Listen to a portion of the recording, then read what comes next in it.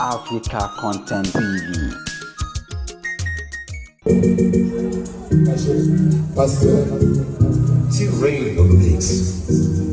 Love it. Arogun Adébísí Oganla, Akọ́bí was by Ìṣọ̀lá. Ìyọ̀kọ́ sọ́kọ̀ pé Ọlọ́run ni.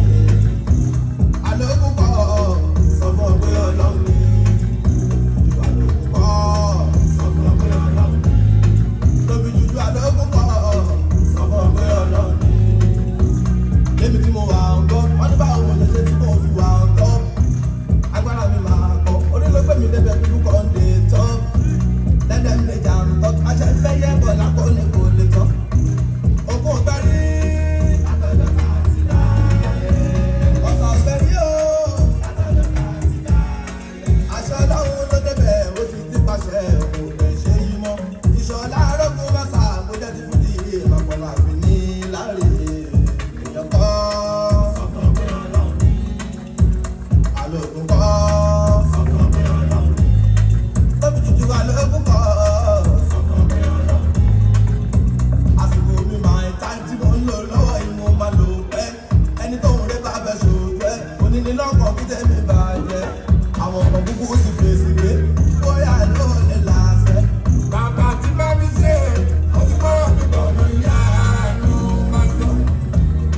Arákùnrin ọ̀nà ti ṣí lọ́wọ́ lọ́wọ́ lókè kò ní kí máa kọ́kọ́ tó fojú rẹ̀ náà pé kò léwu mọ́ òun àdìgíra. Igi àràbà náà rè tó fẹ́ ta òun mọ́ òwe ìlọ́kọ́ sọ́kọ̀ pé Ọlọ́run ni. Alógún kọ́ sọ́kọ̀ pé Ọlọ́run ni. Lóbi jújú alógún kọ́ o. Sọ́kọ̀ pé Ọlọ́run ni. Bawasi èèyàn kọ́ wa. Sọ́kọ̀ pé Ọlọ́run ni. Arógun sáyé ni máa rí. Ọmọ mi ti gbọ́dọ̀ pàṣẹ. First one wọ́n bẹ̀rẹ̀ kọ́ọ̀tù. Òun ṣàlàyé ṣe yóò. Tún wá ẹ̀ṣẹ̀ mi jẹ́ kó máa jẹ. Ó lè gbé ẹ débi tó o lérò. Ẹgbẹ́gbẹ́gbẹ́ bá kú bá èèyàn jẹ. Sọ́ni báwo ṣáṣẹ o? Táwọn kú ò ní ìwà ìdọ̀tí. Kó má lọ nínú oore ẹ̀ o. Agbógun ti wí fún gbogbo báwọn tó bá rí òwe jẹ́ ọ̀gá.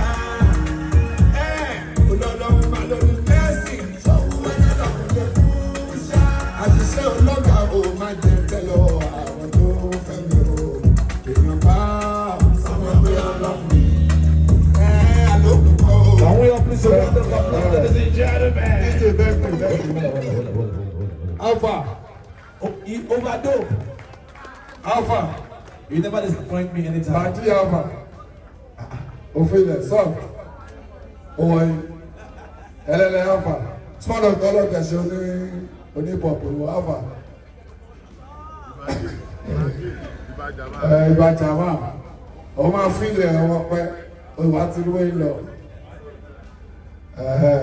Ẹ ṣe, ọmọ bá kẹ́, sórí wa bí àbó ti lọ. SOJ, Americana, tó máa gbé gẹ̀ẹ́sì airport lálẹ́ yìí sí, torí wa ló ṣe dúró. Àwọn ará ní ojú, òde lè lọ wá chain ticket torí wa lọ́nà. Lágbó náà kọrin ní láti sáyẹn wọn. Láti kó sáyẹn oní múfì, ikú sáyẹn wọn náà sí wá fà múfì. Àbá, àṣírí ọmọ. Kíkọ́ àrọ̀ tó ń gbówó lọ. Ìyá àṣìláṣẹ́ wíṣì àpọn ẹ̀ láàbò lórí gbogbo ni ẹ. Gbèlè rí ọ̀rọ̀ ìwé gèlè bí o. Ìségèlè ó ti gbọ́. Àníbò mi tó ẹ̀ka lọ. Ọ̀tọ́rí ìfẹ́ táà ní sí Pasuma. Ìfẹ́ táà ní sí Sàìdì Alẹ́kùn. Ìfẹ́ táà ní sí Kósílé. Ìtọ́rẹ́lú ní torí Kósílé lóye wá gbà. Ọmọ tí Kósílé ń promote yẹn. Òun ni Pasuma ṣe rẹ́kọ̀dù. Òun náà ṣe lọ́ṣẹ̀ tó fi tóbi. Ẹlòmíì torí rí à. Torí olùgbà ìlú ṣe wá. Everybody tó wà ń bí. Àkí gbogbo yín ẹ ṣe. Sáyidì ní kí báwọn kíyàn. Sáyidì Arógun Ìṣọ̀lá. Ó ní kí báwọn kí jẹ́ pọ̀pọ̀ dáadáa. Ọmọ pẹ́ tó tẹ́wó. Àánú ti gbà bẹ́ẹ̀. Tá a bá jẹ́ bẹ́ẹ̀ a máa sọ. Àwọn ọmọ yẹn hàì. Yípọ̀pọ̀, thank you. Kó àgbẹ̀ tí o ṣe. Èèyàn kan wà níbi tí a gbọ́dọ̀ kí tí kò sí láàrin wa bọ́ ó ṣe dáadáa. Ó dẹ̀ dúró ti arógun dáadáa. Ó dúró ti arógun màsà dáadáa. Ìyá arógun màsà ni. Ó ní Bọ́lá Àlíyá. Yèyé mẹ́sàn-án ní gbogbo àgbàdo London ló ń gbé.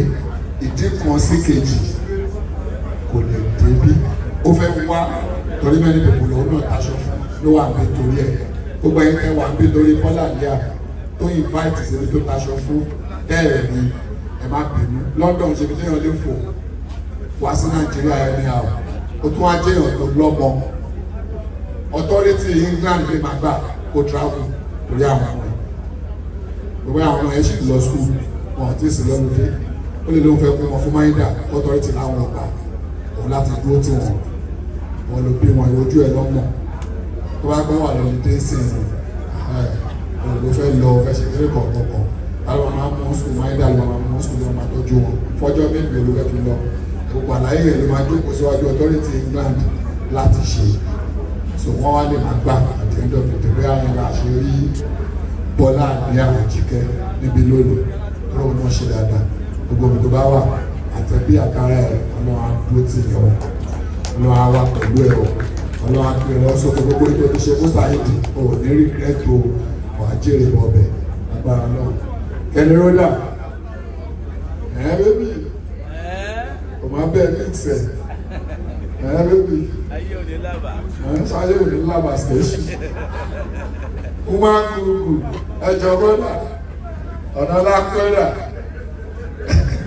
ṣé bí ilé ọ̀nà lápẹ́ ó máa ń gbogbo báwo ni ó ṣe owó àgbẹ̀ tí thank you àbúfẹ́ ẹbẹ́ ṣe pátí ẹbẹ́ ṣe fún dáadáa ẹ wá ní ìdí ọba yín pàkéjì ẹ̀ látòrí decoration orí oúnjẹ Chinese food ní ẹ̀gúsí ní o iyán ní o ráìsì ní kankan àwọn ilé máa tún blọọgì yìí wọn tó ṣe blọọgà gbogbo nǹkan ló ń ṣe bébì thank you o ṣe àdúgbò ẹ. Pasuma is just 50 years.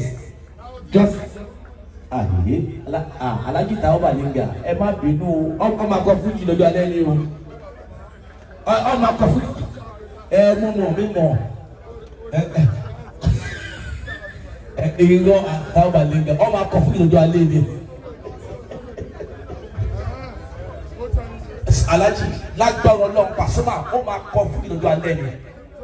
Kí la wí sà? Now I'm talking, okay. Make up. Ego iko, Ọlọ́run abati ẹjẹ ẹ̀yà olórí burúkú ni ẹ. Kí ni kẹ́mi máa jẹ?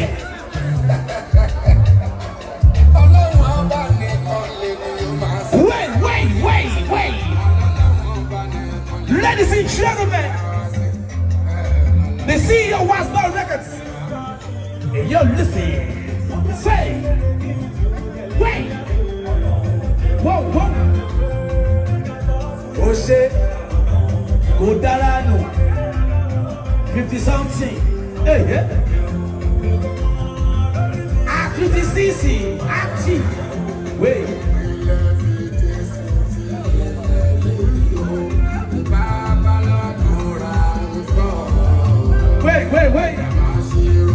Ache. Say.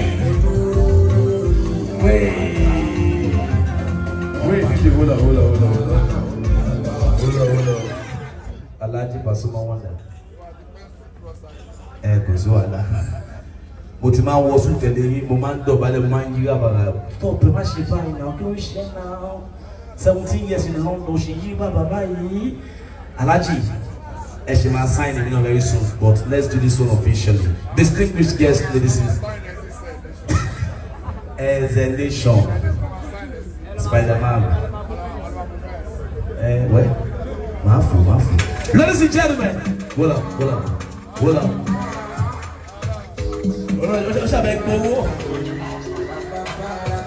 Say one time.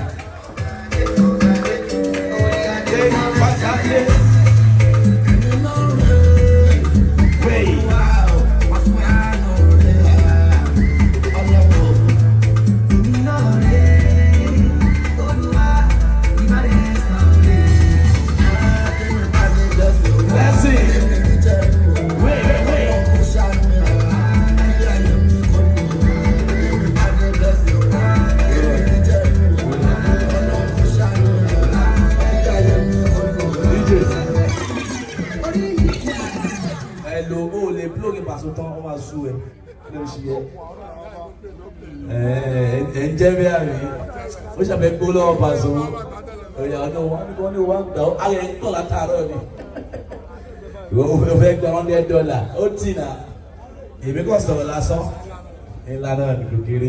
All right, ladies and gentlemen, without wasting more of the time, this is what we're actually here for tonight.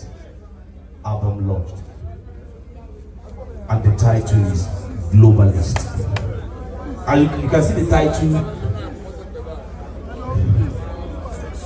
When you see the album, the title of the album, you actually know that Alabi Pasuma Wonder support to the fullest. And I like to say that you acknowledge these two people that support him to make this come true. The CEO, Kosile Global Talent Series. I like to say, may God bless you. In that, I should acknowledge another small but mighty. You don't talk, you don't shout. Ladies and gentlemen, I want to place a round of applause for CEO Ria Entertainment. So right now, I want to hand over the microphone straight to the boss, to the CEO.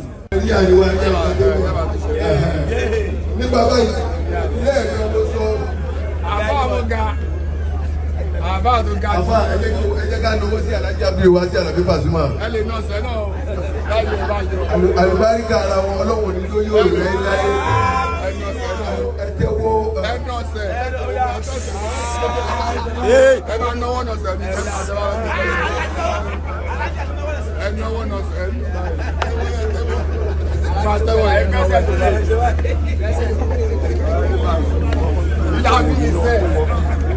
Àlùbáríkà ara yín Ọlọ́run ní ló yóò rẹ̀ láyé. Amen. Àlùbáríkà ara yín Ọlọ́run ní ló yóò rẹ̀ láyé. Amen. Tó fi wọ́n nínú ní ọmọ ìjọba Ọlọ́run ló ń ṣe Ọlọ́run ní Ọlọ́run ní kúrò lára yín láéláé. Amen. Ọlọ́run ní kúrò lára yín. Àlùbáríkà lára Ànábì wa Muhammad. Ẹni tó bá ti fara ti àlùbáríkà yẹn Ọlọ́run aláàbí ti yín máa pọ̀ sí kó wọ́n máa lálùbáríkà. Amen. Ànábì wa Muhammad. Ọlọ́run wọlé gbogbo àwọn àtọkùnrin àtobìnrin tá ti torí Paso, tá ti torí Arógun Màsà, tá ti torí Ria Entertainment, tá ti torí Kosile. Ìfẹ́ Ọlọ́run lè ní lára gbogbo wọn. Àti padà sílé oníkálukú wa náà Ọlọ́run ní jó ṣòro. Amen. La ilaha illallah. Amen. Ànábì wa Muhammad. Sallallahu alaihi wa sallam. A ṣe tiẹ̀ náà láìpẹ́ báyìí. Amen. Ẹ má ti. Abẹ́ka má jí abẹ́ka má jí. Ẹ jẹ́ fún àwọn tó máa mú òfin mi lé. Aláyé àwọn tó máa mú òfin mi lé. Ìjọba lè ní àti ìjọba. Farabalẹ̀ olóyè wáyé. Àjọ wà ní náà. Al-Fatiha.